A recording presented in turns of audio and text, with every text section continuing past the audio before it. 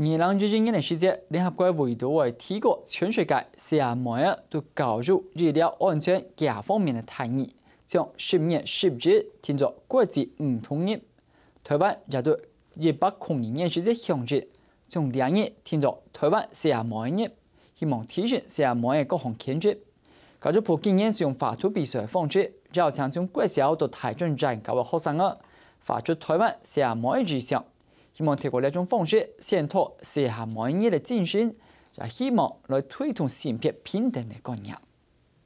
Feminism, by definition, is the belief that men and women should have equal rights and opportunities. It is the theory of the political, economic, and social equality of the sexes. 最有名的天样哈利波特女主角 Emma Watson 先前接受联合国的邀请，去做联合国风数的全世界青山大使，发表为5性平权公言，希望全世界爱从事韩国提升良性的共同权益。另外，台湾推崇性别平等每1多年内，希望营造出友善环境，为5性、男性都做得平等发展。我们希望培养我们的女孩子。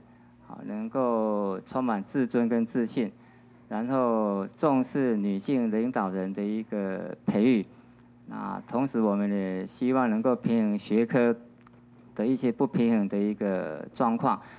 喺下年的另一阵用水彩画出以性管调度的5性，佢从喺条南模就代表5性有10万多样的看法。韩总来讲，管理度的爱同自信，也得按丰富的内涵传到全世界。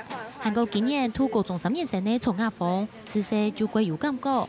台湾社会对5性的限制，韩国并办，伊希望大帮自家的作品，爱改变构造怎样，唔系看听那些芯片这样做的影响。像我从小就是被妈妈说要当护士之类的，所以我想当医生不行，就当护士会比较女生的感觉。像老师，我说当老师比较好，对不对？像教官不要，太难了。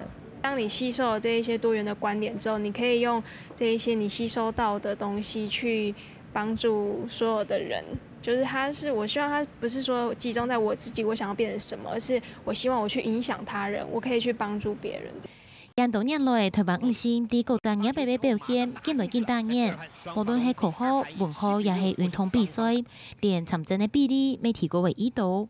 教育部希望大帮也得理解韩国更推广，安尼台湾社会如唔会欠欠芯片，为韩国多样有偏见的发展做友善社会。下个新闻，谢龙尊、陈欣怡台北报道。